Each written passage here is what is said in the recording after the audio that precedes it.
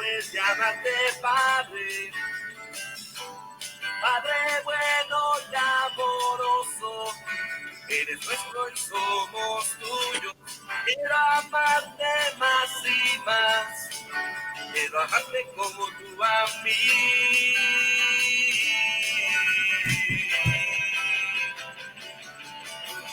Padre, dame de tu amor. Bien, bienvenidos como cada miércoles a Cineforo Católico.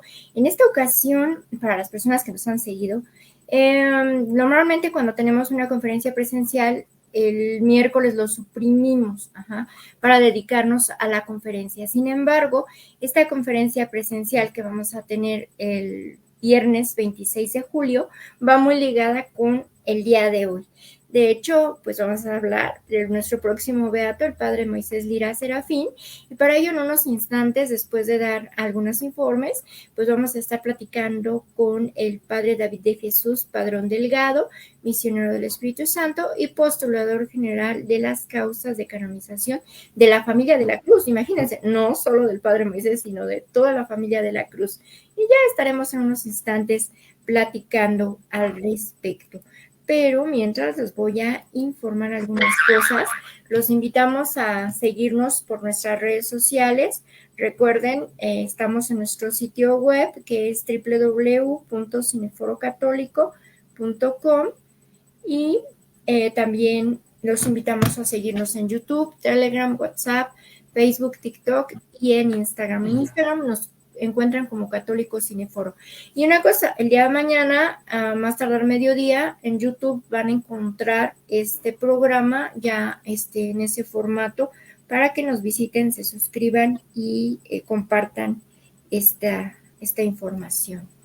Y bueno, recuerden que también ya tenemos gente nueva integrada a nuestro canal. Entre ellos está Heidi Eugenia Méndez en Pualteca, que es con la sección para los más pequeños, llamada Cineforitos.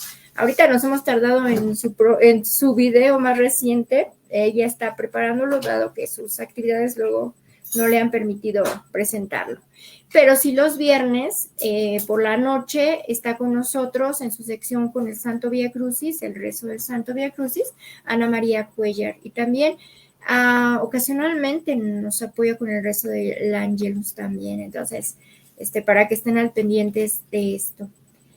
Y ahora sí, de nueva cuenta, los invito a la conferencia presencial donde vamos a hablar, bueno, va a hablar más bien la hermana Brenda del Sagrario Vázquez, que es hija espiritual del padre Moisés Lira Serafín, dado que viene ella de la comunidad de las misioneras de la Caridad de María Inmaculada, fundadas precisamente por el padre Moisés.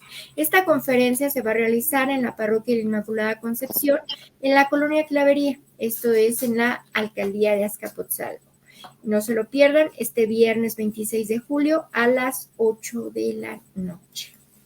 Y ahora sí, antes de ir a entrar en materia esta noche con el Padre David, vamos a realizar nuestra oración al Espíritu Santo. En nombre del Padre, del Hijo y del Espíritu Santo. Amén. Ven, Espíritu Santo, llena los corazones de tus fieles y enciende en ellos el fuego de tu amor. Envía, Señor, tu Espíritu Creador y renueve la faz de la tierra. Oh Dios, que llenaste los corazones de tus fieles con la luz del Espíritu Santo, concédenos que, guiados por el mismo Espíritu, sintamos con rectitud y gocemos siempre de tu consuelo, por Jesucristo nuestro Señor. Amén. Y bueno, antes que nada, pues mandarles saludos a nuestras amigas y queridísimas también colaboradoras, que tenemos un programa a la semana con ellas, que es el Círculo de Lectura Virtual, las misioneras de la Caridad de María Inmaculada, y las queremos mucho a todas ellas. Y en especial saludos a la hermana Betty, que fue quien nos contactó con el padre David, que como le comentaba a él antes de iniciar este programa, ya andábamos sobre los misioneros del Espíritu Santo, pero sí no habíamos concretado aún con ellos una entrevista, ¿no? Pues qué mejor que con motivo de la próxima beatificación del padre Moisés Lira Serafín, que será el próximo 14 de septiembre a mediodía en la Basílica de Guadalupe. Y ahora sí, pues vamos con nuestro padre David a saludarlo y vamos a abrir nuestras ventanas. Buenas noches, padre, ¿cómo se encuentra? ¿Qué tal? Muy buenas noches. Gracias por la invitación y saludos desde aquí, desde la Ciudad de México. Sí, para todos los lugares a donde están, porque, híjole, los misioneros del Espíritu Santo, las misioneras de la caridad, así como toda la familia de la cruz, híjoles, están por todos lados, ¿no? Gracias. Gracias por la invitación.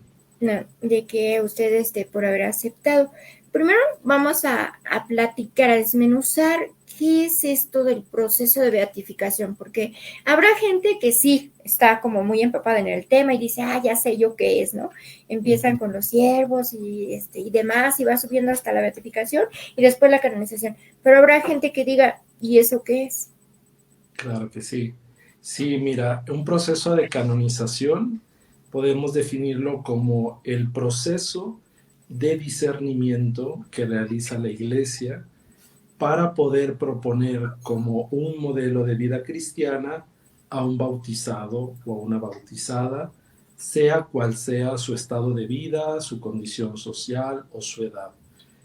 Y este proceso de discernimiento, pues es un proceso largo, es un proceso que lleva varias etapas, de las cuales vamos a hablar en un momento, pero que todo parte de cuál es la fama de santidad con la que ha vivido un cristiano o una cristiana, cómo ha sido el modo como ha vivido el Evangelio, y esta fama de santidad se reconoce en vida, pero sobre todo va creciendo después de la muerte de esta persona.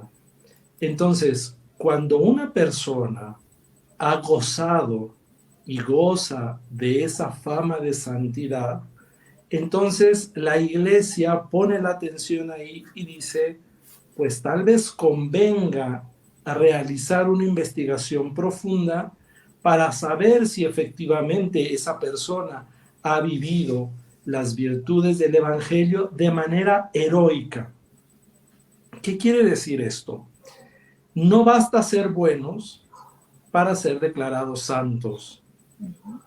Tiene que haber una vivencia de las virtudes del Evangelio de manera heroica. Esto quiere decir una vivencia de las virtudes del Evangelio por encima de la media de los cristianos, digamos que somos la inmensa mayoría, ¿no?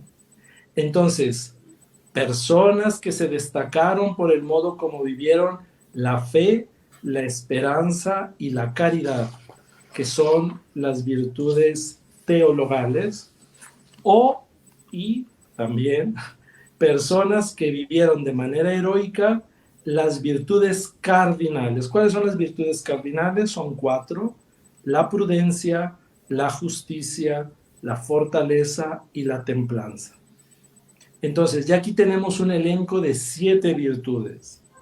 Y luego habrá otras virtudes específicas del estado de vida de la persona. Por ejemplo, si estamos hablando de un religioso o una religiosa, indudablemente habrá que investigar cómo vivió la castidad, la pobreza y la obediencia.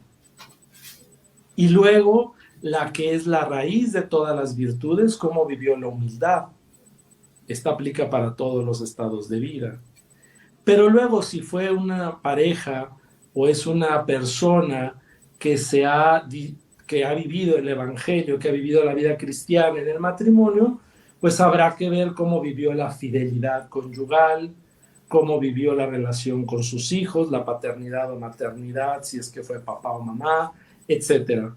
Entonces, cuando una persona muere con fama de santidad, tienen que pasar 5 años después de su muerte, porque la Iglesia pide este tiempo mínimo para saber y corroborar que esta fama se mantenga y que no sea solamente, como decimos aquí en México, llamarada de petate, es decir, que no sea algo que pues dijeron, mira qué bueno era, hay que hacer el proceso para hacerlo santo. No, se tiene que ver que esa fama de santidad después de la muerte va creciendo. Y aquí aparece otro dato importante, lo que se llama la fama de los signos. Es decir, esta persona que ha dejado tal fama de santidad, empieza luego a atraer a las otras personas que la conocieron, por ejemplo, al lugar de su sepultura. Y entonces se empiezan a llevar flores, se empiezan a llevar velas, de manera espontánea. Esto es muy importante porque ha habido casos en la historia de la iglesia de causas que se quiere recrear o crear esta fama de santidad y los signos, y no, cuando es una santidad canonizable, ahorita voy a hacer la distinción, voy a decir la distinción que hace el Papa Francisco de los dos tipos de santidad. Cuando es una santidad canonizable, el pueblo de Dios, la comunidad creyente, expresa de manera espontánea, movida por el Espíritu Santo, para que esta persona sea propuesta como un modelo, o sea, como llamamos comúnmente, llevada a los altares. Entonces, cuando pasan estos 5 años o más y la fama sigue creciendo, entonces estamos ante un caso que se puede, porque estamos apenas al inicio, se puede pensar que sería viable abrir un proceso de canonización. ¿Por qué estoy hablando directamente de la canonización? Porque la beatificación es un paso para la canonización. Son procesos de canonización. No se abren procesos para que una persona sea beata, o sea venerable, o se quede en siervo de Dios. Se abren procesos para la canonización. Esa es la meta de estos procesos. Y pues una vez que la iglesia, el pueblo de Dios pide, ¿verdad?, de manera espontánea que este proceso se abra, lo primero que se tiene que hacer es pedir al obispo del lugar donde esta persona murió, porque él es el encargado de abrir el proceso, que pida la autorización a la autoridad suprema en este tema, que es el Dicasterio para las Causas de los Santos, que se encuentra en el Vaticano.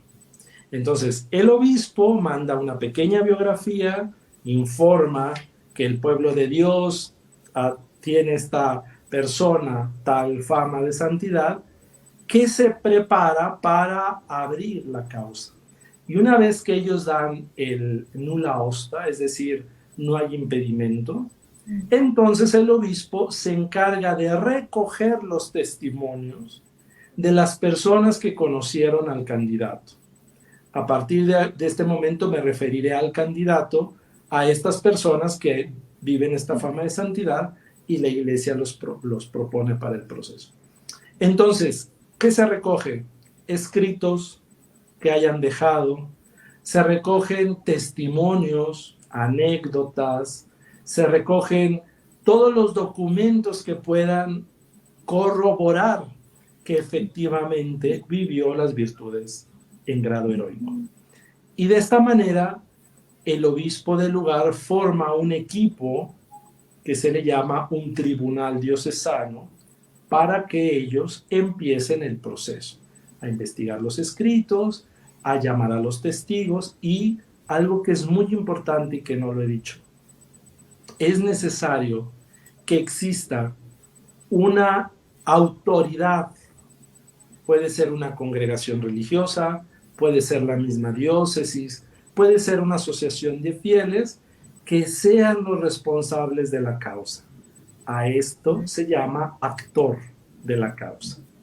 Por ejemplo, en el caso del padre Moisés Lira, los actores de la causa somos los misioneros del Espíritu Santo y las misioneras de la Caridad de María Inmaculada. ¿A qué obispo se le pidió el permiso para iniciar la causa? Al arzobispo primado de México, porque el padre Moisés murió en la Ciudad de México. Entonces, ¿cuándo se abrió el proceso? Se hizo todo esto que les estoy compartiendo. Y una vez que se realiza ya este tribunal, se empieza, ahora sí, lo que se llama el proceso diocesano, que es la primera etapa. Ahora, existen 4 vías para abrir un proceso de canonización. Yo ahorita les hablé solamente de virtudes heroicas, pero existen otros tres. Existe el proceso por vía de martirio. Entonces, cuando una persona muere a causa de la fe, es decir, fue asesinado o asesinada por odio a la fe católica o por vivir alguna de las virtudes del Evangelio, este proceso se inicia con los testimonios para que se pueda demostrar que la muerte de esta persona fue como la de Cristo, por fidelidad al Evangelio. Por eso son mártires. La palabra mártir quiere decir testigo. La tercera vía se llama por culto inmemorial, es decir, son personas que a lo largo de los siglos la Iglesia ha considerado y venerado como santas. Y entonces lo que hace la Iglesia es oficializar que esa persona que durante más de 500 años, fíjense, ha sido venerada como un santo o como un amigo de Dios, ¿verdad? Como alguien que vive el Evangelio, entonces la Iglesia realiza lo que se llama una canonización equivalente. Y entonces simplemente la Iglesia hace en el proceso de beatificación y canonización la investigación para demostrar que a lo largo de más de 5 siglos esta persona ha recibido un culto. La última vía, que es la vía más reciente y que el Papa Francisco la ha permitido, la ha abierto, es una vía nueva que se llama la ofrenda de la vida, el ofrecimiento de la vida. Ojo, no se trata de que yo diga, yo ofrezco mi vida por los sacerdotes, ya es ofrecimiento de la vida, o yo ofrezco mi vida por la salvación de las almas. No es este tipo de ofrecimiento de vida. El ofrecimiento de vida quiere decir, la persona tiene conocimiento de que hay una posibilidad inminente de muerte y pone en segundo plano su vida y se pone en lugar de otro para rescatarlo. Pongo un ejemplo que en ese momento no se llevó a cabo la causa, obviamente porque esta vía no existía, pero es el caso de San Maximiliano María Kolbe. Maximiliano María Kolbe dice, se escapa un prisionero, van a matar a uno de su barraca, de ahí donde él estaba, y él, sabiendo que esa persona era un padre de familia, dice, yo me ofrezco en su lugar. Esa es una vía de ofrecimiento de la vida. Otro ejemplo, que eso yo lo vi en las noticias, fue un caso real.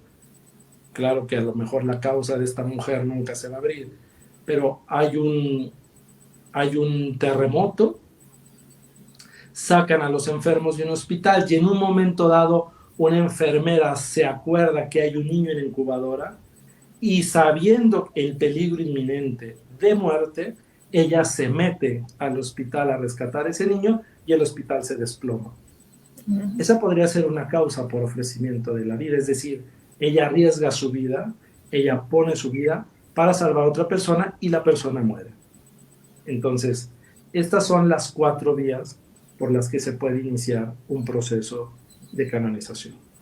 Y una vez que se hace toda la recolección de los testigos, que se entrevista a las personas que lo conocieron, todos esos testimonios recogidos por el tribunal, se hace un documento que se llama la copia pública, es decir, todo la información que se recogió de esa persona y luego todo eso, junto con los escritos, junto con el parecer de los teólogos y el parecer del obispo que escribió la carta, cuando el obispo cree que ya es el tiempo suficiente y que tiene, ojo, la certeza moral, es decir, el obispo del lugar dice, con los testimonios que hemos escuchado, lo que hemos leído de sus escritos, tenemos la certeza de que esta persona vivió el Evangelio o que sufrió el martirio a causa de la fe, Y entonces se cierra el proceso diocesano y toda esa documentación se manda a Roma. Durante todo este tiempo, la persona recibe el título de siervo de Dios y no se le puede dar ningún tipo de veneración pública. ¿Ok? No puede ponerse su cuadro en las iglesias, no puede aplicársele una misa propia, por ejemplo, si es un sacerdote del común de pastores, y no se puede celebrar obviamente la liturgia de las horas en su honor. Una vez que se manda a Roma y que el dicasterio para las causas de los santos reconoce, aprueba que se ha realizado todo conforme a las normas de la iglesia, entonces a esa causa se le asigna una persona que se llama un relator. Y el relator, que es una persona que pone el dicasterio, junto con el postulador o postuladora, realizarán una síntesis de todo lo que se recogió en la etapa diocesana para elaborar un documento que se llama la positio. En este caso, y aquí les tengo un ejemplo, miren. Esto es bastante grueso.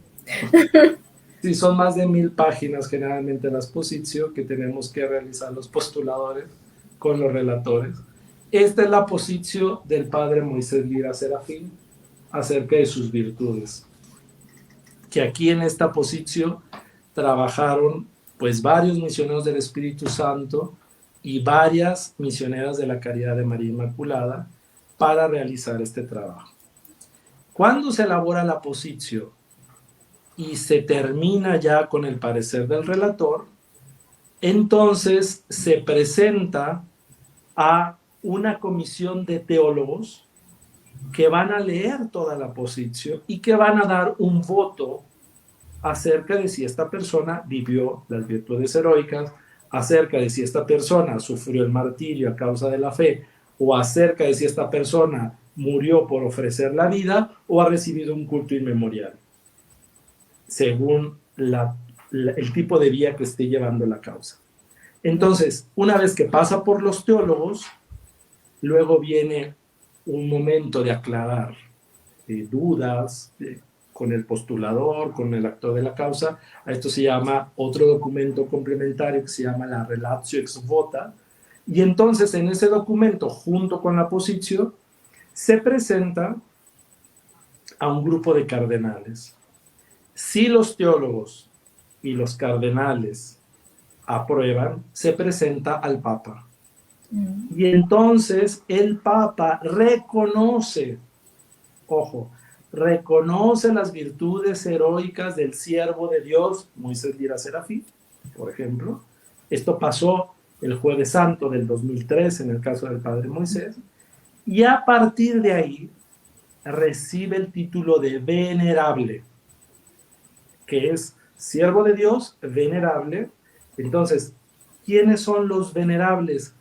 Los que ya fueron reconocidas sus virtudes heroicas, o los que ya fue reconocido su ofrecimiento de la vida. ¿Qué pasa en el caso de los mártires? En el caso de los mártires, cuando se reconoce el martirio, automáticamente son beatos. Y entonces se pasa directamente a la beatificación. En el caso de los venerables, no. En el caso de los venerables, se tiene, a partir de la venerabilidad, se tiene que demostrar que a través de la intercesión de ese hombre o de esa mujer, el Señor ha concedido una gracia especial que se pueda ser considerada como un milagro. Generalmente es una curación física, de tipo físico.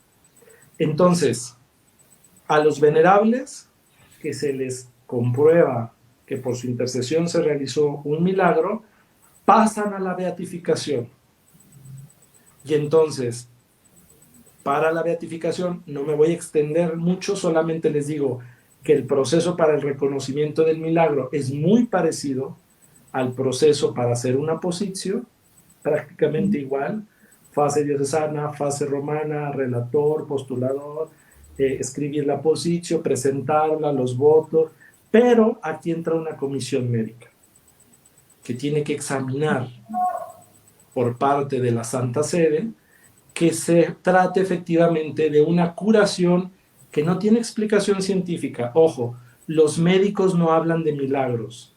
Ya. Los médicos dicen, esta curación no tiene una explicación científica, y entonces los teólogos comprueban que se pidió la intercesión del venerable o del beato, en el caso de que ya sea para la canonización, y luego los cardenales verifican que el proceso se ha llevado conforme a las directrices de la Iglesia, y una vez que el Papa, que es la única autoridad que puede reconocer como milagro, entonces declara que ha sido realizado un milagro de parte de Dios, ojo, por intercesión del beato o del venerable del que estemos tratando.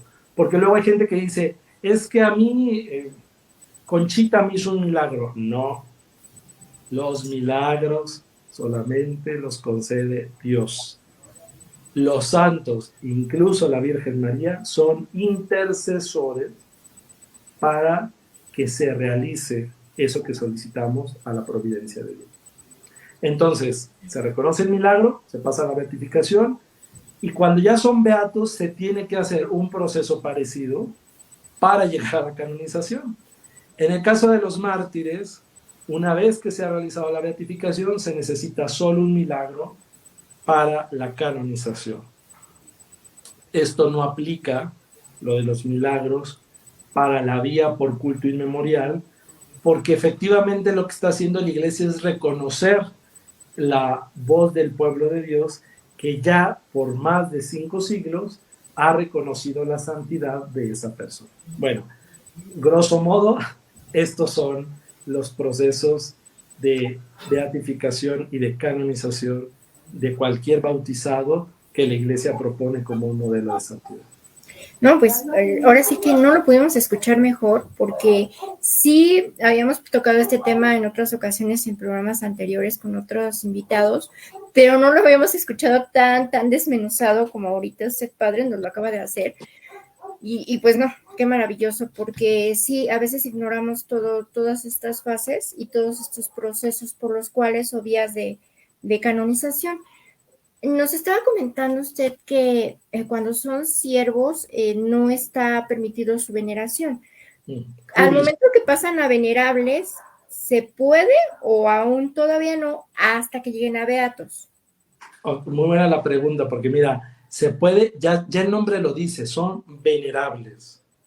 Entonces, la Iglesia reconoce como culto público especialmente 3 cosas. Número 1, que se les dé veneración pública a sus reliquias. Número 2, que se celebre una misa con el propio dedicado al beato o al santo. El número 3, que se celebre la liturgia de las horas en su honor. Estos 3 elementos solamente se puede dar a partir de la beatificación, de una manera limitada a una diócesis o a un instituto religioso. ¿Qué cambia de la beatificación a la canonización? Pues que el culto público ya es universal, ya no está limitado a una región física o a un instituto como es una congregación religiosa. Cuando son venerables, ¿se puede poner su foto en una capilla? Sí. ¿Se le pueden poner flores? Sí. ¿Se le puede prender una veladora? Sí. ¿Se le puede rezar una novena? Sí. De manera privada. ¿Se me explicó? Sí. Entonces, ¿qué no se puede hacer? No se puede venerar públicamente una reliquia del venerable. Del beato sí. Del santo sí. El venerable, por ejemplo, vamos a poner el ejemplo del padre Félix de Jesús Roger, nuestro fundador. El día de su muerte, que es el 10 de enero, yo no puedo celebrar la misa del común de pastores haciendo memoria litúrgica del padre Félix. ¿Por qué? Porque es venerable, no es beato. Pero ¿qué sí puedo hacer? el día de su aniversario de su muerte, yo puedo celebrar una misa para pedir su pronta beatificación. Pero no es una misa propia de una memoria litúrgica. ¿Sí me explico la diferencia? Sí. Ok. Y entonces, cuando ya son beatos, sí, ya hay una misa propia, ya hay una fecha para celebrar la memoria litúrgica, ya se puede celebrar, en el caso de que sean beatos, en la diócesis donde se instituyó la causa, es decir, donde se va a celebrar la memoria litúrgica del Padre Moisés conforme al derecho. Se va a celebrar en la Arquidiócesis Primada de México con los misioneros del Espíritu Santo y con las misioneras de la Caridad de María Inmaculada. Ah, pero yo soy de la Alianza de Amor. Bueno, no va a tener una misa propia la Alianza de Amor. ¿Por qué? Porque la Alianza de Amor no es actora de la causa. Los que tendremos como memoria, la celebración del Padre Moisés, seremos solamente los misioneros del Espíritu Santo y la Arquidiócesis de México. Las que lo celebrarán litúrgicamente como fiesta serán las misioneras de la Caridad de María Inmaculada por ser su fundador, como es en el caso de Conchita. Conchita Cabrera se celebra como memoria en la Arquidiócesis de México, como memoria en las obras de la cruz y como fiesta con las religiosas de la Cruz del Sagrado Corazón de Jesús, que la tienen como fundadora. Entonces, bueno, espero que con esto se haya hecho más clara la distinción del tipo de culto que se les puede dar en cada una de las etapas. No, pues bastante bien, porque sí, también teníamos esa duda, ¿no? Bueno, sí, sabemos los procesos que llevan, pero ¿qué se puede hacer, qué no se puede hacer? Y pues ahorita sí nos acaba de aclarar muy bien esta situación. ¿En qué momento, ya entrando más hacia lo del Padre Moisés, en qué momento se empieza a llevar a cabo todo este proceso que ya nos acaba de decir de forma general? ¿En qué momento ya empieza en específico con el Padre? Bueno, la causa del Padre Moisés es una causa que tiene alrededor de 25 años que se inició. La causa del Padre Moisés se inició en el año 1999. Entonces, el 20 de mayo de 1999 se inició formalmente la investigación diocesana sobre la vida, virtudes y fama de santidad del siervo de Dios, Moisés Lira Serafín. Y esta etapa concluyó el 18 de septiembre del 2001. Entonces, empieza en el 99, la fase diocesana, termina en el 2001. En el 2002 se inició el proceso romano. Y la elaboración de la posición, este librito que tenemos aquí, llevó 6 años la elaboración de este trabajo. ¿Por qué? Porque la posición se concluyó y fue presentada en el año 2008. Entonces, del 2008 al 2013 pasaron 5 años en los que la posición fue revisada, pasó a los teólogos, luego se regresaron las aclaraciones. El postulador en ese momento, que era el padre Enrique Delgadillo, el García Delgadillo, perdón, él elaboró la posición, ya luego entró el padre Alfredo Ancón a la causa, y entonces en el año del 2013, el Papa Francisco fue de las primeras causas. Recordemos que el Papa Francisco fue electo Papa el 3 de marzo del 2013 y declaró venerable al Padre Moisés el Jueves Santo del 2013, que era el 27 de marzo. Entonces fue de las primeras causas que el Papa Francisco ya los declaró como venerables. A partir de entonces, y gracias al esfuerzo de varias misioneras de la Caridad de María Inmaculada, que ya habían iniciado a recabar los datos para el proceso de un presunto milagro, se empezó a trabajar en la elaboración del proceso del reconocimiento del milagro, y entonces se inició, una vez que fue declarado venerable, formalmente el Tribunal Diocesano, en la etapa diocesana del proceso, que culminó el 14 de diciembre del 2023, cuando el Santo Padre aprobó el milagro que ahora llevará a la beatificación al Padre Moisés Lía. Entonces, este es el ítem que ha llevado la causa hasta el día de hoy. Y bueno, ahorita que toca el milagro, ¿cuál fue el milagro que se estudió y que se aprobó?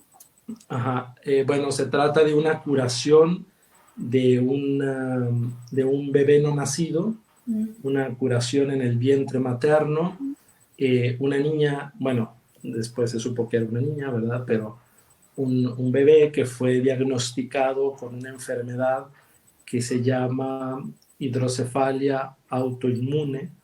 Entonces, cuando la mamá de esta niña llevaba ya varios meses de gestación, le hicieron este diagnóstico, los médicos, como desgraciadamente sucede en muchos de los casos, le sugirieron el aborto, ¿verdad? Porque pensaban que la niña podía morir en su vientre, o que podía morir a las pocas horas de nacida, o que iba a vivir muy poco tiempo, o que traería una serie de problemáticas genéticas y obviamente fisiológicas, por ejemplo el síndrome de Down, ¿no? Entonces esta mujer, que es una mujer de mucha fe, junto con su esposo deciden llevar adelante el embarazo y se encomiendan a la intercesión del Padre Moisés, porque ella llega ese día del médico que le había hecho el diagnóstico, llega desesperada a casa de su suegra, agarra un libro, y en ese libro estaba un folleto que hablaba sobre la causa del Padre Moisés. Entonces ella lee en ese folleto varios testimonios de personas que decían que el Padre Moisés les había alcanzado alguna gracia, y con una simplicidad desarmante dice: Padre Moisés, yo no te conozco, pero así como ayudaste a estas personas, ayuda a mi bebé y ayúdame a mí. Y hace la novena. Y efectivamente empieza una cadena de oración en su comunidad parroquial, etc. Y al siguiente mes, cuando va a hacerse todos los estudios para ver el estado de la bebé, el bebé se encontraba en perfecto estado de salud. No había ningún indicio, ningún síntoma de la enfermedad que un mes antes ya había sido diagnosticada. Y bueno, la bebé nació, la mamá no supo en ese momento que tenía que haber reportado este favor que había recibido. Claro que ella desde ese momento le agradeció infinitamente al Padre Moisés, siempre reconocieron que había sido la intercesión del Padre Moisés la que había alcanzado de Dios este favor. Y 7 años después, o sea, fíjense, pasaron 7 años del nacimiento de la niña a que ella en una Eucaristía escucha al final a unas religiosas que estaban presentando la causa del Padre Moisés, y donde dijeron: si alguien ha recibido un favor, pues dé su testimonio. Y entonces el hijo menor, sobre todo de esta señora, que esa es otra parte del favor, ¿verdad? Que a ella le habían dicho, después de lo que pasó, ya no va a volver a tener hijo, y luego tuvo otro hijo, y el hijo le decía: mamá, pues llama, mamá, di, entonces ya la animan ahí en la familia, y ella da su testimonio a las hermanas. Obviamente las hermanas empiezan a hablar con los médicos, a recoger todo lo que se tiene que hacer para poder comprobar un supuesto milagro, y en ese momento se inicia todo el proceso. Actualmente este bebé es una joven de 19 años. Entonces, que estarán presentes en la beatificación. La señora, la mamá, será quien junto con una religiosa de las misioneras de la caridad entreguen la reliquia el día de la beatificación del padre Moisés. Oh, Entonces, el milagro. no, que ahora sí que Dios obra muchas cosas a través de estos modelos de santidad, como es en el caso del padre Moisés. Y dicen que todo lleva su proceso y su tiempo, a los tiempos de Dios, ¿no? Así Porque es. habrá santos que, así súper rápido, ¿no? Y habrá otros que sí llevan muchos años, pero pues Dios sabe el tiempo. Así es. Y bueno, obviamente la familia de la Cruz sabe quién es el padre Moisés Lira Serafín, pero hay también gente de nuestro auditorio que desconoce quién era el padre Moisés Lira Serafín. Incluso muchos teníamos la creencia de que el primer misionero del Espíritu Santo había sido Félix de Jesús. Ajá, y nos encontramos con que no. A ver, padre, platíquenos un poco sobre el padre Moisés. Bueno, pues el padre Moisés Lira nació el 16 de septiembre de 1893 en un poblado que se llama Tlatempa, que pertenece al municipio de Zacatlán de las Manzanas, en el estado de Puebla. Fue hijo de Pedro Lira y Juliana Serafín. Fue el más pequeño de 7 hermanos y fue, como era la costumbre, bautizado a los 2 días de nacido, ¿verdad? Los llevaban a bautizar muy pequeños. Muy pequeño, el padre Moisés, cuando tenía alrededor de 5 años, quedó huérfano de mamá. Entonces, ese fue, pues, la primera cruz, digamos, que el pequeño Moisés tuvo que enfrentar. Y a los 7 años se trasladó a otro poblado que se llama Amozoc, en el estado de Puebla. Entre los 5 y los 13 años, que todos sabemos que son años, pues, que forman el carácter de una persona, la vida del padre Moisés fue un poco itinerante porque, pues, don Pedro Lira era un profesor de escuela primaria, entonces lo trasladaban constantemente de municipio, ¿verdad? Lo cambiaban, y entonces ahí iba con sus chamaquitos, ¿verdad? De un lado para otro. Moisés, siendo el menor, pues era el que estaba más bajo la tutela del padre. Pero a los 13 años, el papá del padre Moisés se vuelve a casar y el papá lo confía al cuidado del señor cura de ahí del pueblo, que se llamaba Francisco Javier Hernández. Entonces, a partir de los 13 años, Moisés va a vivir en un ambiente de curato, ¿verdad? Entonces, pues era acólito, ayudaba a tocar las campanas, a preparar la misa, participaba en diferentes servicios. Y a los 15 años, una religiosa, la madre Victoria Ortega, le lanza directamente la pregunta y le dice, bueno, Moisés, ¿tú quieres ser sacerdote? Y pues Moisés dice, pues sí me llama la atención, ¿verdad? Y entonces ella le consigue una bienhechora, la señorita Petra Munive, Petrita, como él le decía, y ella va a ser, dirá más adelante en sus escritos, como una segunda madre. Petrita fue no solo una bienhechora, sino esa figura materna que tanta falta le hacía a Moisés. Y entonces él sigue estudiando y a los 17 años estaba haciendo un año de lo que anteriormente se llamaba la Escuela de Comercio. Ahí clarifica su vocación y en 1911 ingresa al seminario palafoxiano en Puebla, que era obispo en ese momento el venerable Ramón Ibarra y González, que es también una de las causas de la familia de la Cruz. Entonces Moisés empieza a frecuentar ahí el curso de latín, que era lo primero que se estudiaba, y en 1914 llega un sacerdote francés a visitar el seminario de Puebla y se encuentran en el portón del seminario, ¿verdad? Moisés le abre a este sacerdote y le impactó, lo dice él, le impactó la mirada tan profunda de este sacerdote, su presencia. Y entonces ese sacerdote era nada menos que Félix de Jesús Ruggiero. Y entonces el padre Félix les expone a todos los seminaristas el proyecto de la fundación de una nueva congregación. Para esto Moisés ya en los primeros años del seminario andaba coqueteando con la idea de la vida religiosa, ¿verdad? Y entonces andaba ya pues ahí viendo que si con los jesuitas, que si con los oratorianos, etcétera. Y entonces el padre Félix les dice: ¿quién de ustedes está dispuesto a irse al inicio de esta nueva congregación? Y dice el padre Moisés: pues yo vi que nadie levantaba la mano y yo levanté la mano. Que es un episodio muy parecido al de la vocación del padre Félix. Entonces Moisés también levanta la mano y se va con el padre Félix. Entonces se va en medio de la persecución religiosa.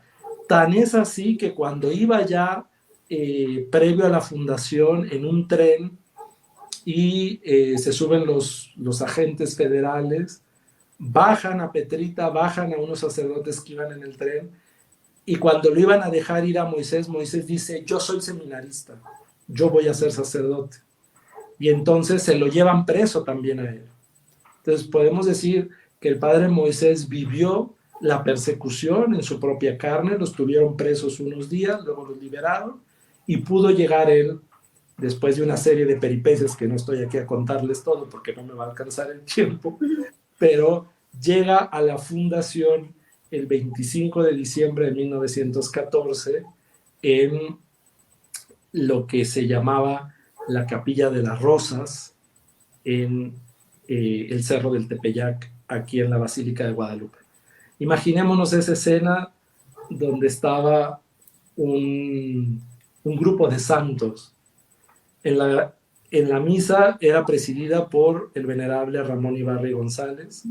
Estaba el padre Félix de Jesús como el formador de los primeros misioneros del Espíritu Santo, y entre los fieles que participaban a la misa estaba la Beata Concepción Cabrera de Armida, y pues Moisés como el primer novicio, ¿verdad?, que se sumaba a este nuevo proyecto.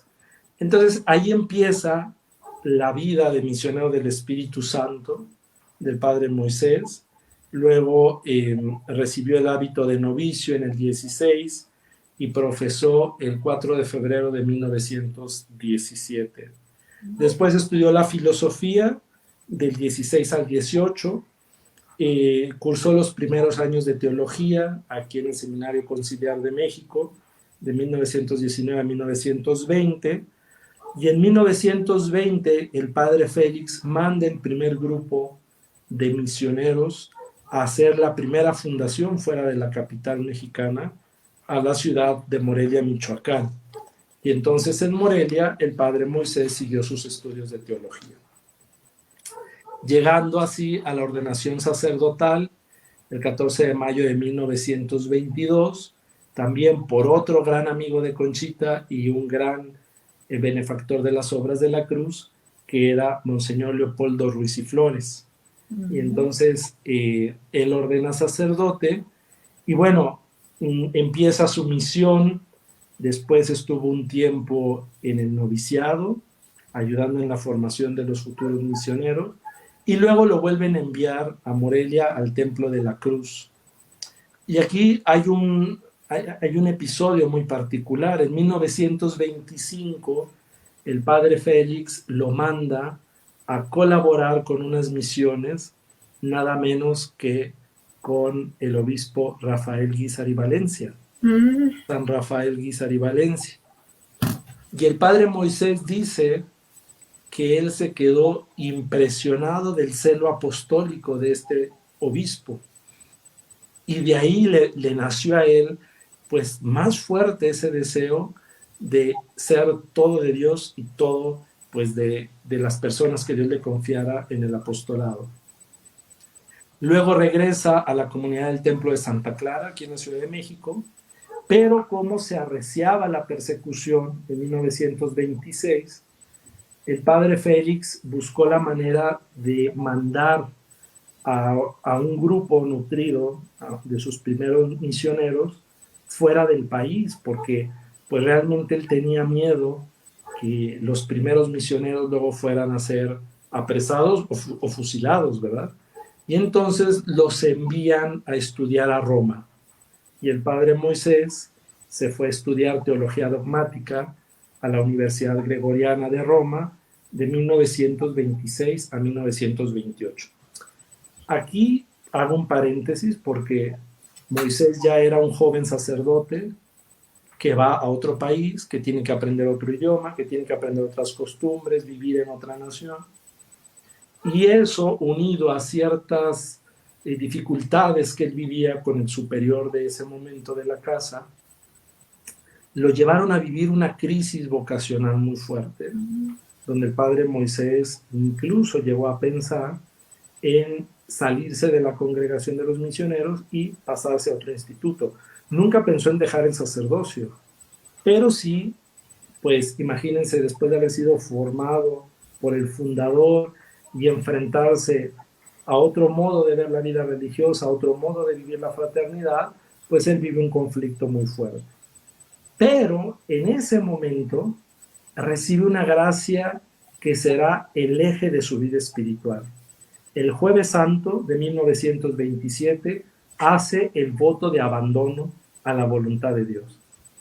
Y entonces, a partir de ahí, para el padre Moisés se abre una nueva vía en su espiritualidad propia, que era ya la espiritualidad de la cruz, pero dice, yo quiero ser como un niño pequeño en los brazos del Padre Celestial. Y quiero vivir abandonado a su voluntad. Y quiero hacer lo que Él quiere y quiero llevar a cabo la misión que Él me ha confiado. Y entonces el voto de abandono se vuelve la puerta de entrada, vamos a decirlo así, para un camino que lo va a llevar a la santidad, efectivamente. Porque después el padre Moisés va madurando que su espiritualidad propia será la que llamamos comúnmente la infancia espiritual. La espiritualidad vivida por varios santos en la iglesia, pero especialmente por Santa Teresita del Niño Jesús, ¿verdad? Ahora, Santa Teresita del Niño Jesús, estamos hablando que el padre Moisés se fue a Roma en 1926. Santa Teresita había sido canonizada un año antes.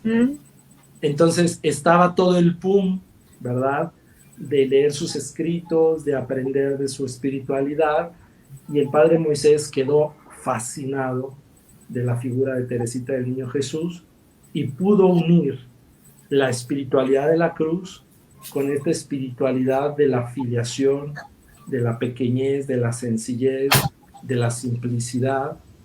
Y esto primero lo encarnó él. Y después, pues ahora sí que, ¿qué le daba a las personas que iban a él?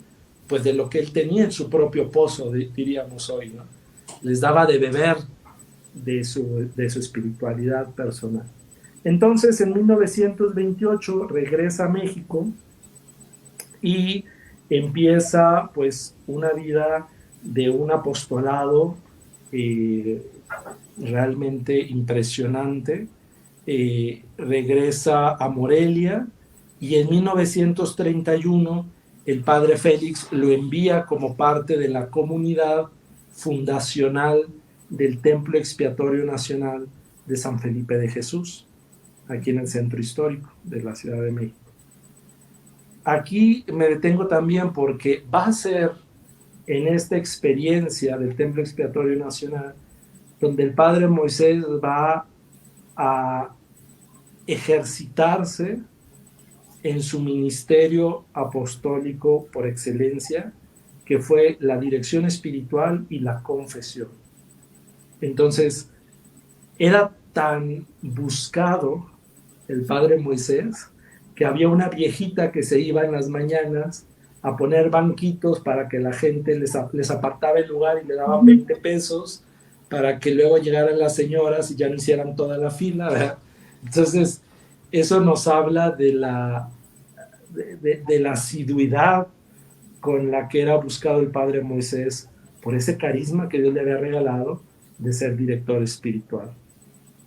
Estando ahí, en ese ambiente de la dirección espiritual, de la confesión, el padre Moisés va a recibir la inspiración fundacional de hacer una obra de apostolado, de lo que él llamaba el apostolado de la bondad, y decía, de una obra social que lleguen hasta donde no alcanzan a llegar las otras religiosas, que vaya a los más alejados, diríamos hoy, que sean mujeres en salida, ¿verdad? Como dice el Papa Francisco. Y entonces Dios le regala, estando en el templo de San Felipe, la inspiración de fundar a las misioneras de la Caridad de María Inmaculada. Y pues con las mujeres que él iba dirigiendo, pues empiezan a salir las primeras candidatas para esta nueva congregación. En 1936, el padre Moisés es enviado al Templo de la Merced en la ciudad de Celaya, Guanajuato. Y ahí siguió en su apostolado de confesor, de director espiritual.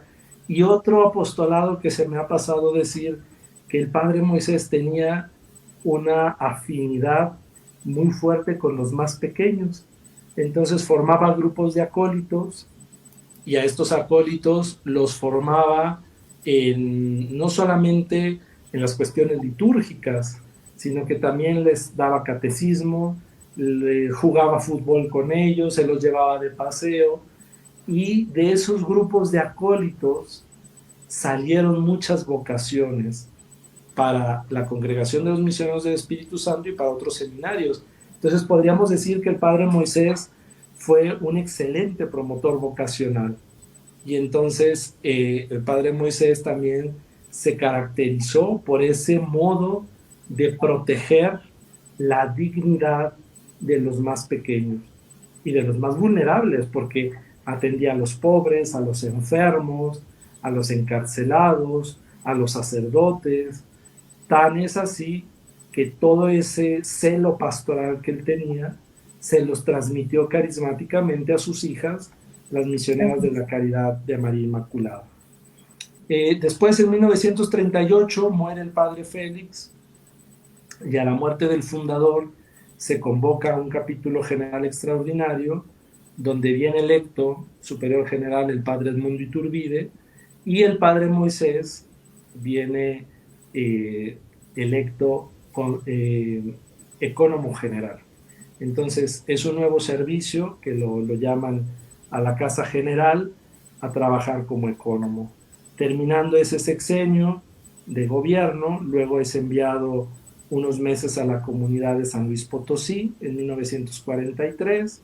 Ahí conoce Jesús María, que es un lugar emblemático para nosotros, los misioneros del Espíritu Santo y toda la familia de la Cruz.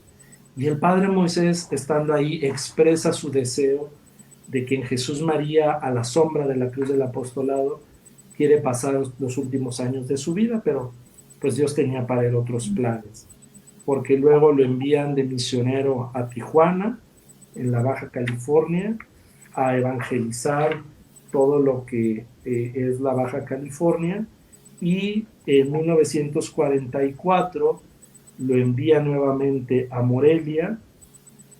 De ahí pasó a Puebla en 1948, y ahí es donde ya su salud estaba empezando a empeorar, y finalmente es trasladado a la Ciudad de México en 1950, donde muere el 25 de junio a la edad de 56 años.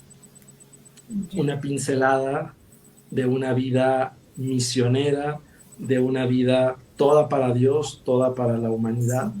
Podríamos decir que el padre Moisés fue un promotor del pueblo sacerdotal, es decir, vivió su sacerdocio y ayudó a otras personas a vivir el sacerdocio de Cristo en el estado de vida en el que Dios los había llamado, desde los niños, los matrimonios, los jóvenes, las personas de la tercera edad, la vida religiosa femenina y los sacerdotes presbíteros también.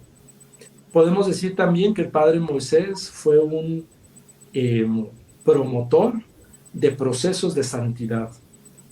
Es decir, él, cuando una persona llegaba y le pedía dirección espiritual, le ponía las cosas en claro y le decía, tú vienes aquí a santificarte, tú vienes aquí a buscar ser otro Cristo.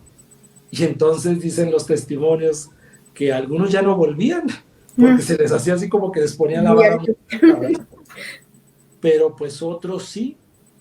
El padre Moisés fue director espiritual, por ejemplo, de personas que o están en proceso de canonización o murieron con fama de santidad. Tenemos, por ejemplo, el caso de una religiosa pasionista que está más bien la inquietud de abrir su causa, la Madre Imelda, pero pues otra dirigida espiritual del padre Moisés fue la venerable Julia Navarrete, fundadora de las misioneras Hijas de la Purísima Virgen María.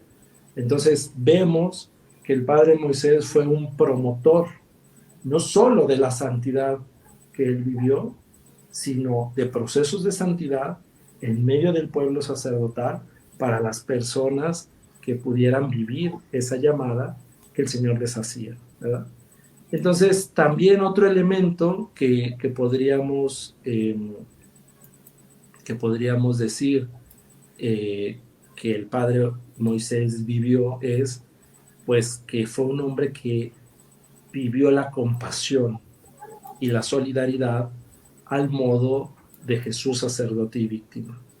Es decir, fue otro buen samaritano para los más necesitados. Y entonces decían que una nota característica del padre Moisés era su sentido del humor, su alegría, que era muy dicharachero, decimos aquí en México, ¿no? Y entonces que de esa forma tan sencilla atraía a la gente, y atraía a la gente para hacerles el bien, y atraía a la gente para hacer el bien, porque pues a través de su obra, de las misioneras de la caridad de María Inmaculada, pues pudo llevar a cabo esa misión que Dios le había encomendado, más allá de los confines donde él estaba en su ministerio pastoral, ¿verdad? Cabe destacar que las misioneras de la Caridad de María Inmaculada fue la primer congregación de la familia de la Cruz en ir a hacer una fundación en el continente africano. Entonces, ahorita ya están también las misioneras de Jesús Sacerdote, pero las misioneras de la Caridad tienen muchos años ya de presencia en África, en concreto en Kenia, y en otras partes fuera de México. Es decir, ese celo apostólico del padre Moisés, pues también se ve reflejado en sus hijas, Sí. en las misiones de la Caridad de María Inmaculada, ¿no? Y también ese modo de vivir, esa espiritualidad de la sencillez, de la pequeñez, de la filiación con Dios, de la fraternidad, de la humildad, pues yo lo he visto muy reflejado también en las misioneras de la Caridad de María Inmaculada, con quienes yo he tenido la oportunidad de tratar, ¿verdad? Reflejan ese espíritu que el padre Moisés les heredó. Y bueno, pues tengo que decirlo también que para nosotros, los misioneros del Espíritu Santo, pues esta beatificación está siendo la oportunidad para reconocer, para profundizar en la vida de quien es nuestro hermano mayor, ¿verdad? Padre Moisés, el padre Félix siempre lo consideró el primogénito de esta congregación.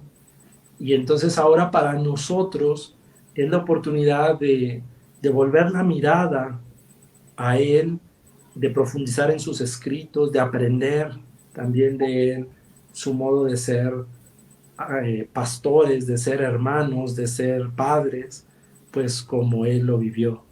Hay una carta del padre Félix donde dice a los misioneros, dice, fíjense en Moisés, lo tienen como modelo, él tiene el espíritu de la congregación. Y estas palabras últimamente han estado resonando mucho entre nosotros para volver la mirada a Moisés y descubrir en él una forma concreta como esta espiritualidad de la cruz y este carisma de la congregación se concretizó y fue fecundo y lo sigue siendo hasta el día de hoy.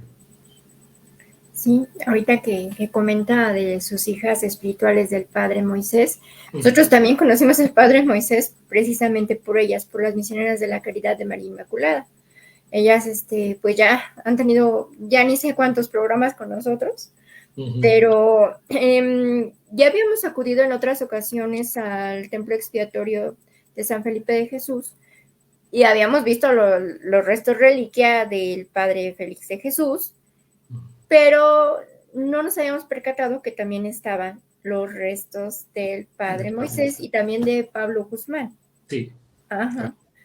Sí, eso es también para responderle la pregunta a la licenciada Luzma Vázquez, que nos preguntaba si solo estaba su imagen del Padre Moisés o están ahí los restos. Sí, los restos mortales que a partir de la beatificación se llaman reliquias, ¿verdad? Y cuando ya son beatificados ya se les da ese culto como reliquias, ¿verdad? Y otra cosa, en la parte de abajo en las criptas están los restos mortales del siervo de Dios Alfonso Pérez Larios, que es otra de las causas que llevamos en la familia de la Cruz. Entonces, en el templo de San Felipe de Jesús, de las 9 causas que llevamos, están 4. Ahí, Pablo María Guzmán, Moisés Lira Serafín, Alfonso Pérez y obviamente nuestro fundador, el Padre Félix de Jesús Ruller. No, mire, eso también lo ignorábamos, que había todavía otro más. Pero él está en la parte de abajo. Ahí supongo que no tiene acceso cualquier persona. No, y el proyecto sería que cuando Dios mediante sea declarado venerable el hermano Alfonso, se pueda hacer el traslado de sus restos al lugar donde están. Si se fijan, está la tumba del Padre Moisés, está la tumba de Pablo María Guzmán y del otro lado queda un hueco. Pues ese hueco es donde Dios mediante en el futuro estará el hermano Alfonso ahí ya con ellos también. Mire, ahora sí que grandes hombres y mujeres dando ese testimonio de santidad en la familia de la Cruz. Ha sido una familia muy prolífica, ¿no? Y aquí nos estaba preguntando alguien, a ver, se llama Araceli Estrada, creo que no estaba al momento que usted habló de ello, pero nos pregunta, ¿en la misa de beatificación estará la familia que recibió el milagro? Sí, efectivamente ellos. También si se acuerdan cuando fue la de Conchita, la reliquia la entregaron la hermana Consuelo Armida, que es la nieta menor de Conchita, y el señor Jorge Treviño, que fue quien recibió el favor, el milagro. Entonces, en este caso, será una misionera de la Caridad de María Inmaculada y la señora que recibió el milagro. Ya. Y bueno, aquí hay otra pregunta. Nos dicen que si cuando se funda la congregación del Padre Moisés Lira, supongo que la familia de las misioneras de la Caridad, si esta empezó cuando Conchita estaba en vida. Sí, por supuesto. La fundación de ellas fue en 1934, el 29 de marzo. Conchita muere el 3 de marzo del 37. Entonces, sí estaba, sí vivía Conchita y obviamente, y esto también lo quiero decir, el Padre Moisés Lira tenía una cercanía muy especial con Conchita. Y esto se nota sobre todo en su diario espiritual. En su diario espiritual, él constantemente cita nuestros manuscritos. Dice, de nuestros manuscritos, y luego escribe un texto. ¿A qué le llamaban en ese tiempo los primeros misioneros nuestros manuscritos? Pues a los textos de la cuenta de conciencia de la Beata Conchita, que el Padre Félix les daba a ellos a leer como formación en la espiritualidad de la cruz y en el carisma. Entonces, yo quisiera compartirles uno de estos textos Claro. donde se ve cómo el padre Moisés, desde los primeros años de la fundación, recibió este espíritu de la infancia espiritual. En 1914, en vísperas ya de la fundación, el 23 de diciembre, Conchita escribe este texto. Fíjense lo que dice. Le dice: este es el ideal que persigo en mi nueva congregación, un núcleo de almas nobles, dóciles y generosas, de ciencia y sabiduría, pero humildes siempre con Dios y los hombres, y unos niños pequeñitos en su trato y relaciones conmigo. Nada de pomposa soberbia, y muy lejos de ellos las vanidades del mundo y propias complacencias. Puros como niños, sacrificados como mártires, sencillos en su ciencia, en sus maneras y en su trato, urbanos y delicados, amigos del altar y de la soledad, y celosos por las almas a las que deben consagrar su vida. Fíjense, pues esta es una síntesis de la infancia espiritual que el padre Moisés recibió a través no solo de Teresita, que después la leyó, sino a través de Conchita, en esos textos que el padre Félix les daba a leer a los primeros. Dice más adelante el mismo texto del diario de Conchita: deben respirar al divino verbo y hacer de él su compañero y su vida. Deben tener un recurso filial con el Padre, amándolo como yo lo amo, es decir, con el Espíritu Santo, que es el amor y la perfección del amor. Estamos en el 23 de diciembre de 1914. Conchita recibe este mensaje, esta locución, ¿verdad?, en su oración, que luego el padre Félix les transcribía a los hermanos. Pues Moisés se formó en esta escuela de santidad, ¿no? Sí. Nuestro superior general, el padre José Luis Loyola, nos envió una carta con motivo de la declaración del Papa sobre el milagro del padre Moisés, y decía: con la beatificación del padre Moisés se confirma que la espiritualidad de la cruz es una escuela de santidad. Sí. ¿Por qué? Porque los fundadores, Conchita, Félix, Ramón, pues ya estamos hablando de una segunda generación. Estos son los hijos, digamos, ¿no? Sí. De estos primeros, de estas primeras fuentes. Entonces el padre Moisés pues nos está diciendo: miren, si se van por aquí, se puede ser santo, ¿verdad? Entonces esa es pues de las buenas nuevas que esta beatificación nos trae a la familia de la cruz y pues a la iglesia en general.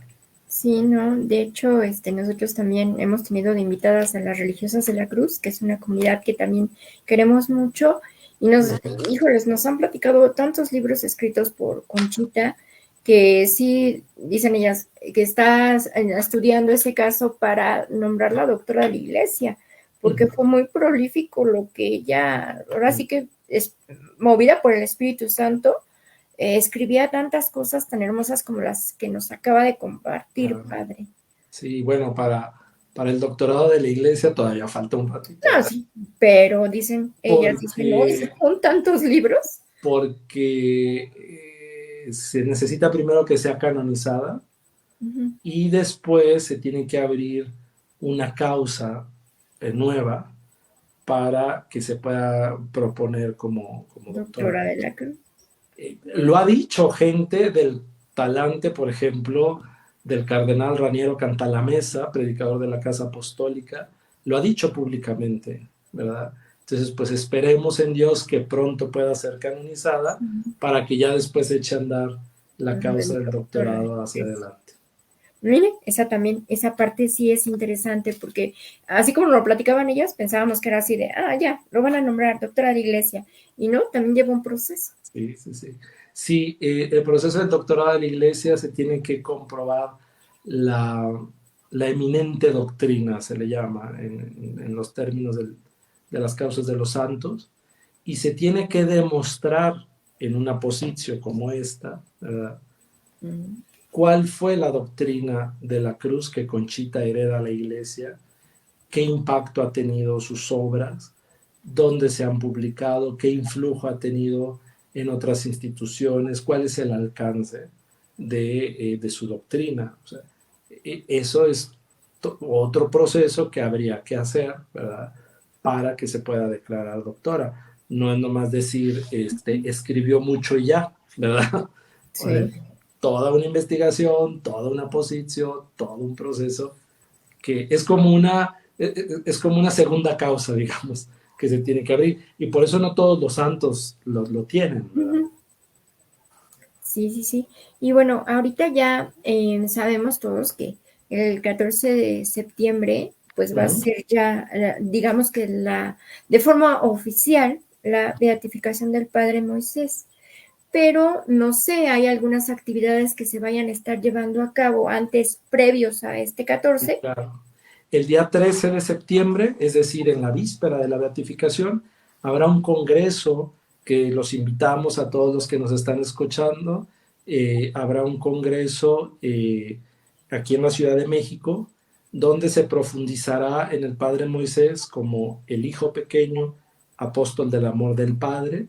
Entonces, seguramente luego les podremos mandar la información para que lo publiquen, porque si hay que inscribirse, hay que pagar el boletito para tener acceso a este congreso, que será de las 4 a las 8 de la noche. 4 de la tarde a las 8 de la noche. Luego, el 14, en la misa de beatificación en la Basílica de Guadalupe, no es necesario tener boleto, es entrada libre, entonces también están todos cordialmente invitados. El día 15, que es domingo, en el templo de San Felipe, donde están ya las reliquias, las futuras reliquias del Beato, todas las misas de ese día serán con ese tono de agradecimiento por la beatificación, pero bueno, a las 11 de la mañana habrá una misa que presidirá Monseñor Gustavo García Siller, arzobispo de la diócesis de San Antonio, Texas, misionero del Espíritu Santo, y por la tarde, a las 5 de la tarde, en el templo de San José del Altillo, está por confirmar, pero ya casi es un hecho, que será la misa presidida por el nuncio apostólico aquí. Y el 16, pues será un día de fiesta justamente en el pueblo donde nació el Padre Moisés, en Tlatempa. Se hará la entronización de una reliquia y de la imagen del Padre Moisés, se celebrará la Eucaristía. Luego en Zacatlán de las Manzanas se hará otra entronización, otra reliquia, habrá una procesión, el presidente municipal entregará simbólicamente las llaves de la ciudad al Padre Moisés, y luego una fiesta, una verbena popular y pólvora, y bueno, será todo un día de fiesta también allá. Luego habrá otras actividades en otros lugares del país y en otros lugares del mundo, porque se habrá, por ejemplo, el domingo siguiente a la beatificación, se hará una misa en la Catedral de Puebla, la semana siguiente en la de San Luis Potosí, el 25 de octubre será la misa de Acción de Gracias en Roma. Entonces, pues bueno, habrá un buen cartel de agenda para las celebraciones que tendremos en torno a la beatificación. No, pues ahora sí que va a estar muy, muy celebrado el Padre Moisés y pues se lo merece, la verdad se lo merece. Claro. por toda la espiritualidad que él también, pues, obtuvo de Conchita, de Félix y de todas estas personas y de Dios y del Espíritu Santo que lo fueron infundiendo y después que se los está heredando, ¿no? Tanto a ustedes como misioneros del Espíritu Santo, así como a sus hijas espirituales del Padre, las misioneras de la Caridad de María Inmaculada. Entonces, qué grandes festejos y ojalá todos podamos ir a todas. Aunque andemos corriendo de un lado a otro. Exacto, exacto. Pero bueno, también digo, ¿ahora qué sigue para la canonización, verdad? Exactamente. Y ya con esto vamos concluyendo. Ahora se necesita otro milagro, ¿verdad? Entonces, esto es muy importante aclararlo. La Iglesia, dentro de las normas que ponen para el reconocimiento de un milagro, pide que el milagro de la canonización suceda después de la beatificación. O se puede pedir una dispensa para que el milagro pueda ser presentado si sucedió después del anuncio de la beatificación. Es decir, todos los presuntos milagros del Padre Moisés que sucedieron antes del 14 de diciembre de 2023 no pueden ser presentados para la canonización.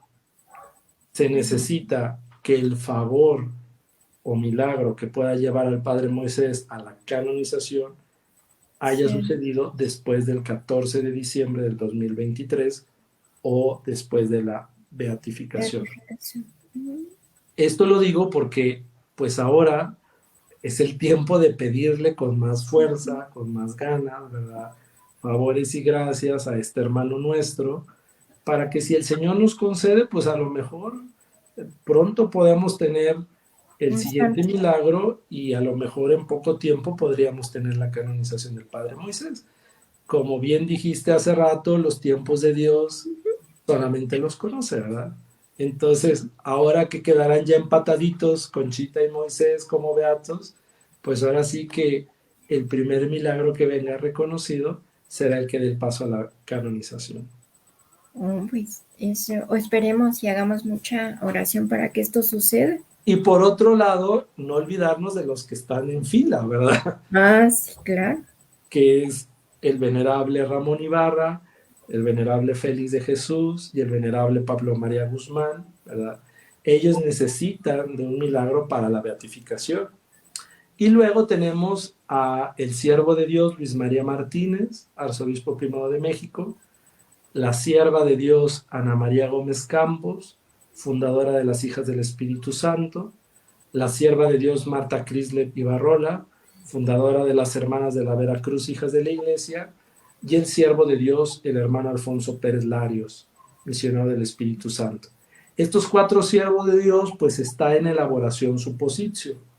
Estamos en los trabajos de correcciones, de las que ya están más avanzadas, y la causa de Monseñor Luis María Martínez, que anteriormente la llevaba otra postulación por petición del cardenal Carlos Aguiar, arzobispo primado de México. A partir de este año la llevamos en las causas de la familia de la Cruz. Entonces, pues estamos haciendo pues este proceso, ¿verdad? De que esta causa, junto con las otras, pues pueda ir adelante. Entonces, tenemos 9 intercesores, grandes intercesores, 9 testimonios que pues hay que conocerlos, hay que leer sus escritos. De los 9 hay material, muchísimo material, de algunos más que de otros, ¿verdad? Pero pues es una escuela donde el Señor nos llama para también recorrer esos caminos que ellos recorrieron hacia la santidad. Sí, y eso es causa de que le vayamos a pedir después que hablemos precisamente de la vida de todos ellos, para los que no conocemos respecto a ellos. Ahora sí que usted solito nos acaba de poner el tema. Bueno, muy bien. Y más porque pues es el que lleva ahorita la causa de todos ellos, ¿no? Así. Entonces, ¿quién mejor que usted para que nos vaya platicando y desmenuzando a cada uno de estos siervos venerables, beatos y demás, ¿no? Así es. Muy bien. Entonces, ahí vamos platicando, padre, para agendar una próxima ocasión para hablar de ello. Perdón, y bueno, la invitación es a que el próximo viernes, quienes puedan participar de manera presencial a la conferencia que dará la hermana Brenda, pues que también puedan estar ahí para seguir profundizando. Yo ahorita les di una pincelada solamente de la vida y de la espiritualidad del Padre Moisés, pero pues quién mejor que sus hijas, ¿verdad? Para que ellas también puedan profundizar en la figura de su fundador y bueno, pues que lo puedan conocer más y se siga difundiendo su figura y su obra. Así es, padre. Entonces, para la gente que vive cerca de la Ciudad de México y áreas circunvecinas, los esperamos este viernes 26 de julio a las 8 de la noche La cita es en la Parroquia de Inmaculada Concepción, en la Colonia Clavería. Si alguien desea más informes, pues escríbanos a nuestro Messenger o al teléfono de una servidora, que es el que aparece en la información o flyer promocional, que es el 5515-0262-31, para que yo les dé bien la dirección. Pero por ahí nos vemos. Incluso por ahí anda la madre Brenda, dentro de las personas que nos están viendo, y muchas de las hijas de las misioneras. Aurora, y si me permites, yo quisiera invitar a todos los que están siguiendo esta transmisión a que, si ustedes han recibido una gracia, un favor o un presunto milagro por intercesión de alguno de estos 9 candidatos, nos lo hagan llegar a la oficina de la postulación, porque el Señor está actuando y el Señor está regalando gracias a través de la intercesión de estos hermanos nuestros. Yo estoy sorprendido de que cada mes llega algo, llega un testimonio, llega una... Pero es necesario que los conozcamos para poder ir documentando o para poder ir abriendo cauce a futuros estudios sobre presuntos milagros. Entonces, escriban por favor a postulación causas, así todo unido, postulador causas @gmail.com. Entonces, a través de ese correo electrónico, ustedes pueden enviar esa testimonio, esos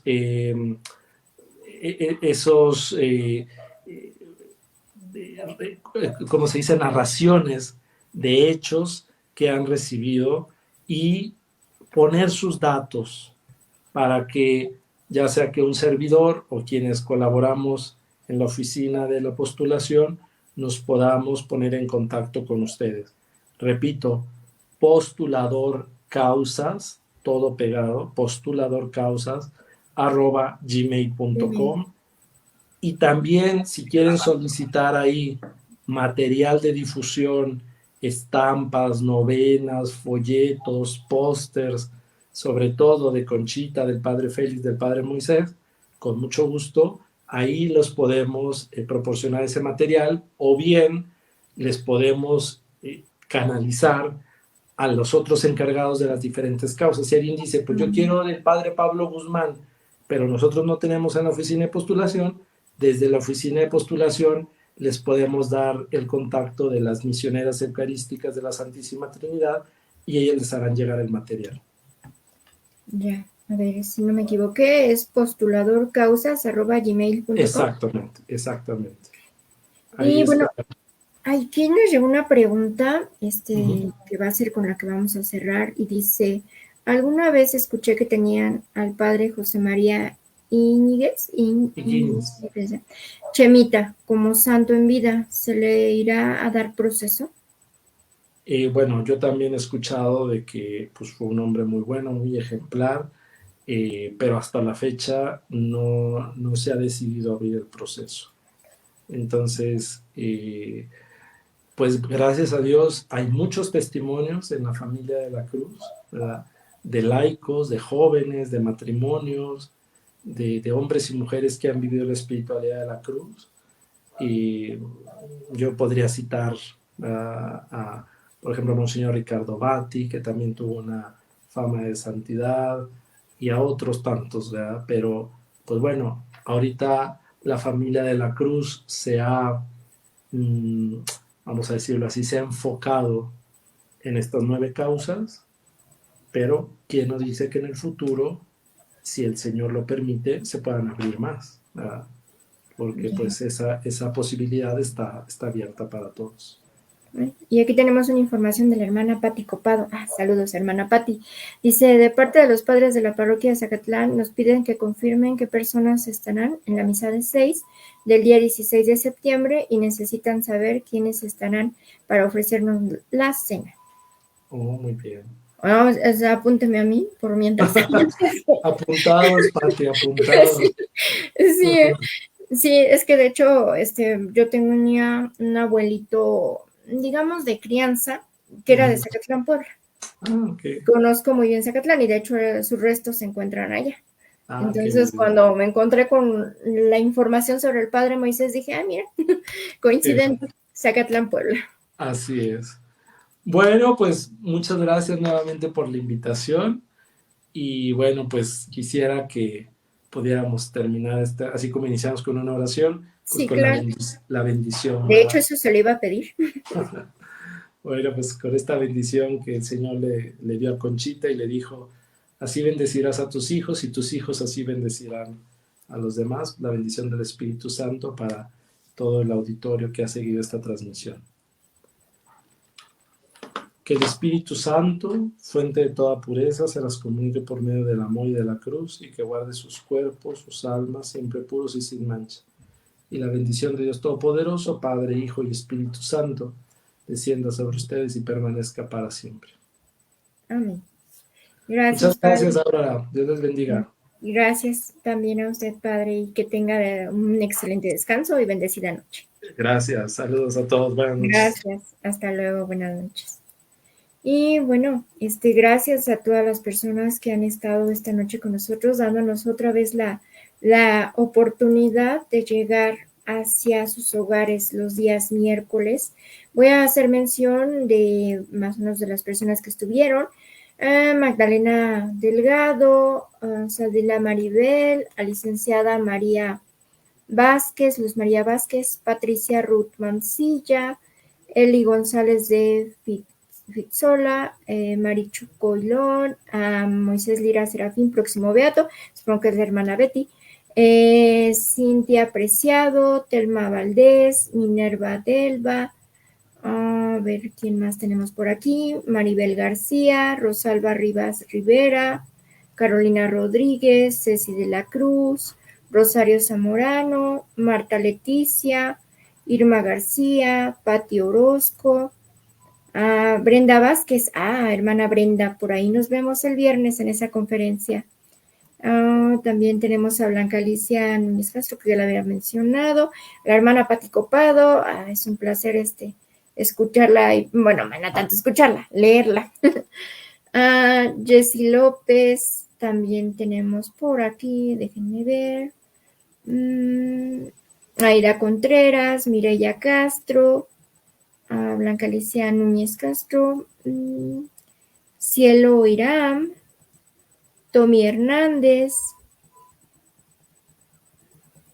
Telma Valdés, Gudi Calderón, Rosalía Pérez, Esperanza Saavedra, Eli González, bueno, ya la tenía.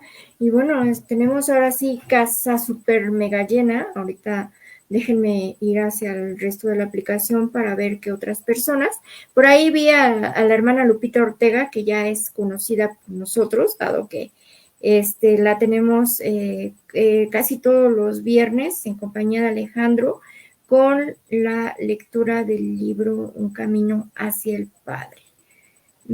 A ver, ahorita vamos por más saludos. Isabel Herrera, Rosario Zamorano, Esther Retana, Aura Guadalupe, Vicky Ríos, Isabel Campos, Esperanza Matamoros, a la hermana Lemus, Ana Isabel Fonseca, Lirio López, Pati Orozco, Mireya Castro, Marta Leticia, Aurora Becerra, a María Elena Martínez, Laura Ramírez, Francis Rivera, Araceli Romo, Gudi Cárdenas, Vicky Bautista, Lidia Pérez, Malena Moreno, Jesús Contreras, Teresa de la Fuente, Yuri Lozano, Josefina Martínez, Brenda Carmen Padilla, Mateo Tobar, Inés Hernández, Rosalía Pérez, Héctor Soto, Rocío Ascasio, Norma de la Peña, Janet, Maribel García, Dulce María Mercado, Cintia Preciado, Guadalupe Hernández, Don Mario, Luchi, Maribel Martínez Flores, Jessy López, Madre Guille, Eli González, Angélica Drago, Patricia Rupit, Rafael Ortiz, Esperanza Saavedra, Blanca Alicia, Guadalupe Vega, a la hermana Lupita Vega, Ernesto Turbiates, Marichu Colón, Efren Serrano, a Maribel Salas, Andrea Salas Sanabria, ella es una seguidora desde Costa Rica. Y pues saludos a todos y cada uno de ustedes que hoy nos dieron la oportunidad de platicar con el padre David. Y muchísimas gracias al padre David, sabemos que también tiene muchas ocupaciones y que gracias a Dios todo se fue dando para que lo tuviéramos esta noche con nosotros. Y agradeciéndole a la madre Betty el contacto, porque la verdad los misioneros del Espíritu Santo han sido las congregaciones que hemos tenido ganas de tenerlas en nuestro programa, pero no se había dado, pero como lo dije antes, son en los tiempos de Dios, ¿no? Y bueno, para la gente que es nueva, les comentamos que nosotros tenemos poco más de 4 años y medio invitando a diferentes congregaciones religiosas para platicar sobre temas diversos o sobre la misma comunidad a la cual pertenecen. Esto es para dar a conocer el carisma y fomentar vocaciones. Entonces, si ustedes conocen alguna comunidad que no hayamos presentado, pues contáctenlos con nosotros. Este espacio es para todos y cada uno de ustedes y todo es para mayor gloria de Dios. Y recuerden, este viernes los esperamos a las 8 de la noche en la Parroquia de la Inmaculada Concepción, Colonia Clavería, Alcaldía de Azcapotzalco. Va a estar con nosotros la hermana Brenda del Sagrario para platicarnos y profundizar más sobre este gran hombre, el padre Moisés Lira Serafín. Entonces, ahí nos veremos el viernes. Ahí es un evento organizado por Cineforo Católico, entonces, pues, tenemos que estar presentes. Y recuerden, los miércoles tenemos, pues, invitados. Ya tenemos llena nuestra agenda del mes de agosto. Ahí tenemos una historiadora que nos va a platicar sobre las clarisas, que va a ser iniciando en los primeros días de agosto. Por ahí tenemos también a nuestros amigos de Noche Santa, de este apostolado, que es recorrer las calles del centro histórico con Jesús Eucaristía, a cargo del padre Eduardo Lozano, que fue vicerrector del Seminario Conciliar de México y escritor del Ángelus Dominical en el periódico Desde la Fe. El padre Eduardo Lozano, junto con su equipo de colaboradores de Noche Santa, van a estar con nosotros también en próximas fechas. Tenemos por ahí a Mari Carmen Miramontes, que ella es en enlace con el Instituto Guadalupano, que también va a estar probablemente va a estar una vez al mes con temas relacionados a la Virgen de Guadalupe. Entonces, muchísimas gracias a todos y a cada uno de ustedes por darnos esta oportunidad de llegar a cada uno de sus hogares y llevarles esta información que a veces desconocemos. Y qué mejor con las personas que la saben. Y esta noche, pues el padre David, pues nos hizo esa explicación maravillosa de cómo se lleva a cabo un proceso de canonización, cada una de las etapas y cada una de las cosas que podemos realizar o que se puede realizar, como es la veneración y a partir de cuándo. Y pues sigan haciendo oración y pidiéndole mucho al padre Moisés Lira para que pues llegue pronto hacia su canonización. Pídanle muchos favores y ya saben, contacten al padre David a través de, déjenme ver dónde quedó, dónde dejé la página a la cual tienen que escribir, que es postuladorcausas@gmail. Bueno, ahorita en unos instantes, pues les estaré volviendo a compartir esta información. Y ahora sí, nos vamos a ir despidiendo, aparte de agradecerles a todos y cada uno su tiempo, con nuestra oración tradicional para nosotros en Cineforo Católico, que es hacia la Virgen María, para que nos acompañe en nuestro caminar y en esta noche, para las personas que también están trabajando. Y vamos a irnos hacia acá. Y vamos a empezar. Contigo voy, Virgen pura, y en tu poder voy confiado, pues yendo de ti amparado, mi alma volverá segura.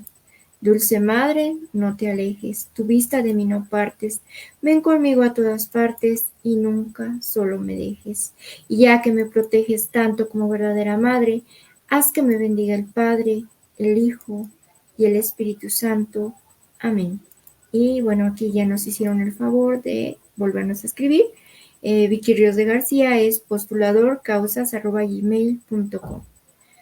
Y ahora sí, que todos tengan un bendecido descanso y pues los invitamos a seguirnos. Y mañana, como los decía yo al principio, a más tardar en nuestro canal de YouTube, igual nos encuentran como Cineforo Católico, ya estará este video a más tardar a mediodía con toda esta información que se virtió hoy para que lo empiecen a compartir y pues se suscriban a nuestro canal e inviten a más personas a suscribirse y a colaborar con nosotros en estas entrevistas, participando como invitados. Y ahora sí, déjenme, les pongo lo que escuchamos al principio. Pero no, voy a buscar, hay una canción, un canto muy hermoso al Padre Moisés. Y ese es el que les voy a colocar. Y los invitamos a que vengan de nueva cuenta. Recuerden, este viernes 26 a la Parroquia de la Inmaculada Concepción, Colonia Clavería. Está muy cerca del conocido Parque de la China, que es en donde hay una escultura dedicada a José José. De hecho, él era oriundo de aquí de Clavería. Entonces, pues vengan por acá, está muy céntrico, hay muchos medios para llegar. Ya saben, metan en su buscador de Google Maps ahí la dirección o la ubicación de la Parroquia de la Inmaculada Concepción, Colonia Clavería. Y ahora sí los dejo y que tengan una bendecida noche y un excelente descanso. Soy su amiga Aurora de Cineforo Católico. Buscar agradar a Dios y verlo a Él. Eso es sencillez. Eso es sencillez.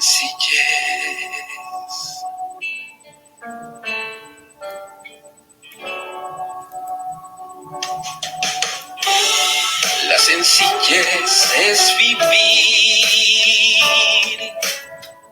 verdaderamente la vida de Dios,